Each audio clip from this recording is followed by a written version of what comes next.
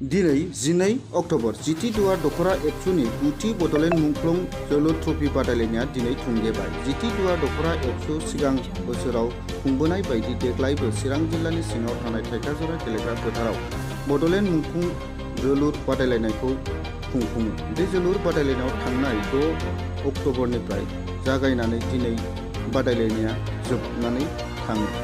मख'नो गोनांदि दिनै बे जोलुर बादायलायनायनि जोबथा अक्ट'आव आलासि महरै बाहागो लायो मिरु एबसुनि लोगो आफादगिरि रोदोम बसुमतारी, चिरां जिल्ला एबसुनि आफादगिरि राजु नार्जारी, 14 नं चिरां दुवार ब्लक कमिटिनि इउपिपिएलनि आफादगिरि मुसिब बिरदाव मोसाहारि, सभाराम बरगयारि कलेजनि गोरायुं डक्टर बिजित ब्रह्म आरो थाइखाजरा ओनसोलनि गोबां मेलेमजिबि सानसुमैफोरा बे हाबाफारियाव बाहागो लायो। दानिया फै बिथांमोना मा बुंदों खौरांनि गेजेरजों मोनथिनानै लानो।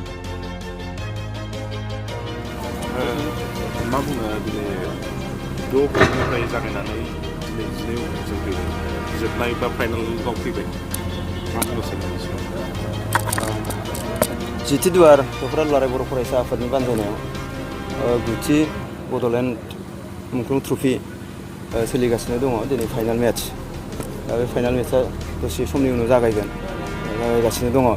दा बे समाव बड'लेण्ड मुंख्लंफोरखौ बिथांमोननि मुङाव बे ट्रफिखौ होनाय जादों। दा बे समाव बेखौनो बुंनो नागिरदों, जोङो मुंख्लंफोरखौ अराय सम गोसोखांनो हानांगोन, बिथांमोनखौ मान होनो रोंनांगोन, सिबिनो रोंनांगोन।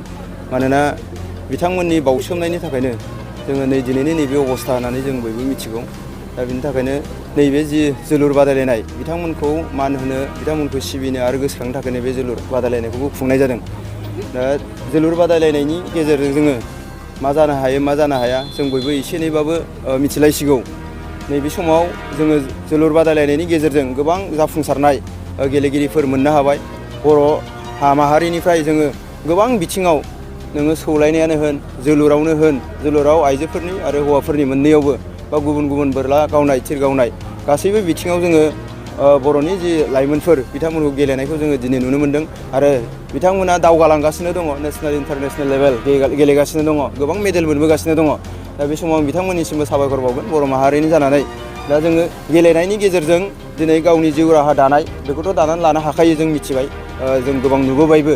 दा बिनि अनगायै जोङो गेलेनायनि गेजेरजोंनो माहारिखौ सिनायथि होनो हानाय बेखौबो जों दिनै मोनबोबाय। नाथाय जोङो दिनै दुलाराय बर' फरायसा आफादा बेखौबो बुंनो नागिरदों, दिनै जि एसे एनै साफा सानै गेलेगिरि दङ बा साब्रै साबा गेलेगिरि दङ, दा बे जोंनि थोजासे नङा। गोबांनिफ्राय गोबां जोङो गेलेगिरि नांगौ। दा ओंखायनो दुलाराय बर' फरायसा आफादा दिनै गुबुन गुबुन खामानि मावनायजों लोगो जोलुर जि गेलेनाय बा फुटबल गेलेनाय बेयावबो दिनै जोबोद नांथाबनानै खामानि मावदों। दा बेयाव जोङो गुबुन गुबुन मुंख्लंफोरनि मुङाव, गुबुन गुबुन गेदेमाफोरनि मुङाव बेबायदि जोलुर बादायलायनायखौ दिनै होगासिनो दङ। दा बिनि अनगायैबो जोङो उन्दैनिफ्रायनो जाहाथे मोजाङै सोलोंलांनो हायो बा बिथांमोनखौ सुबिदा होनो हायो सोलोंनो थाखाय बा गेलेनो थाखाय, कम्पिटिसनाव बाहागो लाहैनो थाखाय। दा बिनि थाखाय जोङो आन्डार 13नि जि जोलुर बादायलायनाय बेखौबो थांनाय बोसोरनिफ्राय जागायबाय।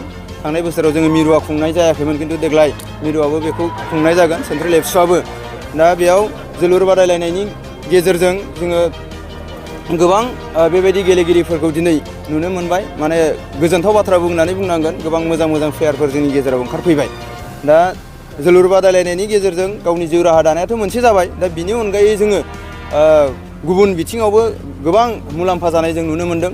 दा ओंखायनो जोङो बुंनो हायो दिनै जोलुर गेलेनायनि गेजेरजों बा जोलुर गेलेनाया मानसिखौ खहा खालामनाय नङा बा गेलेनाया खहा खालामा, बियो गासैबो बिथिङाव मुलाम्फासो खालामो। खोनानो मोन्दों नेसनेल गेमावहाय जोंनि बर'निनो सासे बक्सिं गेलेगिरि प्रसिद्ध बर' बिथांजोआ गल्ड मेडेल मोनदों होननानै नोंथाङा मा हामलायथि होनो सानो? बेथ' जोबोद गोजोनथाव बाथ्रा। आंबो दिनैसो जानांगौ, आं निउसआव दिनैसो ओंखारदों खोमा, दिनै नुनो मोन्दों। दा बिथांसिमथ' जोबोद साबायखर। बिथाङा आवगोलावबो मेडेल मोनखांबाय आरो अंकुसितानि अनगायैबो गुबुना ब्रन्ज मोननाय बिदिबो मोनसे निउस ओंखारदों। दा बिथांमोननिसिम जोबोद कंग्रेसुलेसन थाबाय आरो बिथांमोना जाहाथे इयुनाव जाफुंसार जालांबाय थानो हायो, बिनि थाखाय आं इसोरनावबो आर'ज गाबगोन। दा दिनै जोबना थांबाय, माबोरै नोंथांमोन खुंबोदों?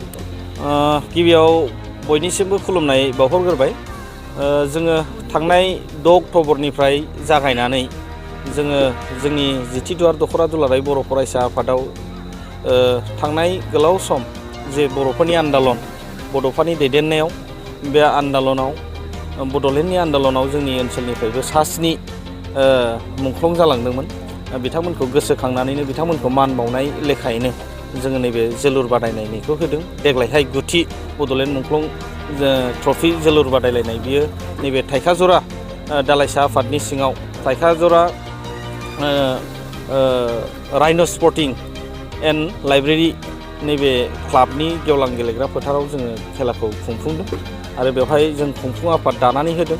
आरो खुंफुं आफादनि जे नारा नाथा मावनाय आरो जुजिनायनि गेजेरजों दिनैहाय फैयै फैयै जोबथा आरो बे जोबथा बुब्लिसिम सान्थिपुर दालाइसा दुलाराय बर' फरायसा आफादनि हानजा आरो खुंग्रिं दालाइसा दुलाराय बर' फरायसा आफादनि हानजा बिथांमोननि गेजेराव दिनैनि बादायलायनाया जादोंमोन आरो बेवहाय सान्थिपुरा देरहासारनाय बान्थाखौ मोननो हाबाय गंसे समायना ट्रफिजों लोगोसे नोगोद 20,000 रां आरो नैथि बान्थाखौ मोननो हाबाय खुंग्रिं दालाइसा दुलाराय बर' फरायसा आफाद बिथांमोननो गंसे समायना ट्रफिजों लोगोसे नोगोद 15,000 रां जोङो हरदों आरो साबसिन गेलेगिरि जोङो सायख'दों।